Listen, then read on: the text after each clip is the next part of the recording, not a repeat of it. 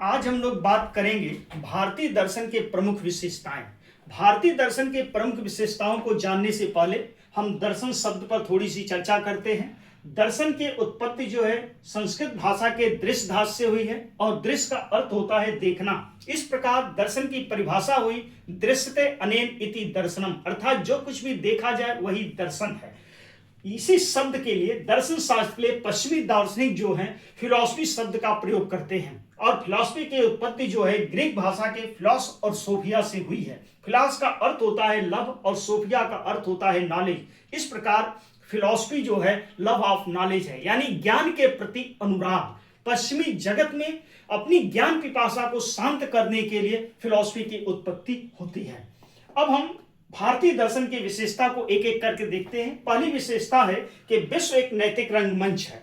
जिस प्रकार रंगमंच पर कलाकार अपनी कला का प्रदर्शन करता है और जो ही उसकी कला का प्रदर्शन समाप्त होता है वह रंगमंच से चला जाता है, उसी तरह भारतीय दार्शनिकों ने यह माना है कि सभी जीवात्माएं जो हैं इस संसार में अपने अपने कर्मों का फल भोगने के लिए आती हैं और अपने कर्मों का फल भोग लेने के पश्चात इस संसार से चली जाती हैं। विचारों की स्वतंत्रता, जितने भी भारतीय दर्शन हैं सभी भारतीय दर्शन विचारों अपने अपने विचारों को प्रकट करने में स्वतंत्र हैं। वे एक दूसरे की आलोचना और प्रत्यालोचना भी करते हैं। अगला जो है मोक्ष को महत्व। मोक्ष जो है अध्यात्म जगत के साधकों का अंतिम लक्ष्य है। सभी भारतीय दर्शन चारवाक को छोड़कर मोक्ष में विश्वास करते हैं। उनका मानना है कि यह हर व्यक्ति के जीवन का अंतिम लक्ष्य है। अगला जो है आत्मा के अस्तित्व में विश्वास। आत्मा जो है अजर, अमर, अविनाशी, शाश्वत और नित्य है। यह शरीर से अलग है। सभी भारतीय दर्शन चारवाक और बौद्ध इसके अपवाद हैं, इनको छोड़कर आत्मा की सत्ता में विश्वास करते हैं। उनका मानना है कि आत्मा नस्तु कामाय सर्व प्रियो भवति, यानी आत्मा जो है इस संसार में सबसे प्रिय वस्तु है। अगला है भारतीय दर्शन आशावादी है।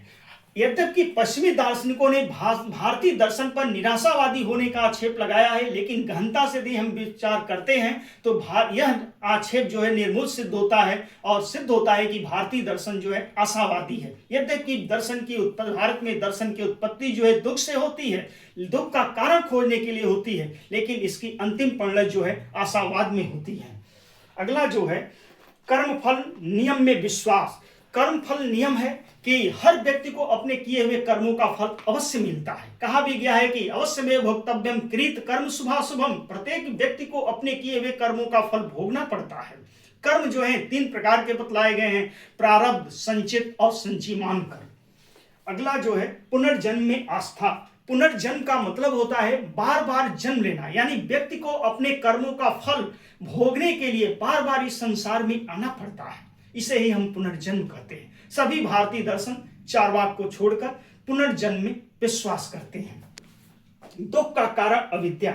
जितने भी भारतीय दर्शन हैं सभी भारतीय दर्शन यह मानकर चलते हैं कि संसार में दुख है और इस दुख का कारण क्या है? अविद्या या अज्ञान है। सभी इसमें विश्वास करते हैं। अगला जो है अविद्या का नाश संभव है। सभी भारतीय दर्शन मानते हैं कि यदि अविद्या है या अज्ञान है तो इस अज्ञान या अविद्या को दूर किया जा सकता है। दूर हम कैसे करेंगे? ज्ञान के द्वारा या विद्या के द्वारा। कहा भी गया है कि सा विद्या या विमुक्ते नहीं ज्ञानेन सदृश्य मुक्ति। अगला जो है आनंद को महत्व। सभी भारतीय दर्शन एक स्वर से आत्मा आनंद को महत्व देते हैं। आचार्य शंकर ने कहा है कि ब्रह्म जो है आनंदमय है। इस प्रकार हम कह सकते हैं कि शंकर के दर्शन में ब्रह्म और आत्मा दोनों एक होने के कारण आनंद मोक्षावस्था जो होती है वह आनंद की अवस्था होती है। यद्यपि कुछ दार्शनिक जो है इसके अपवाद भी हैं।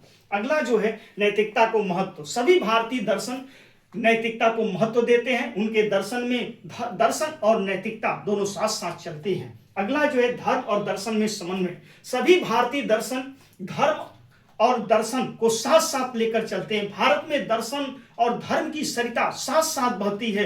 दोनों में कहीं कोई भी मतभेद नहीं है। यहाँ का जो दार्शनिक है वह धर्म को भी मानता है, धर्म भी है, वह दर्शन भी है। इस प्रकार भारत में दर्शन और धर्म की सरिता साथ साथ बहती है। धन्यवाद।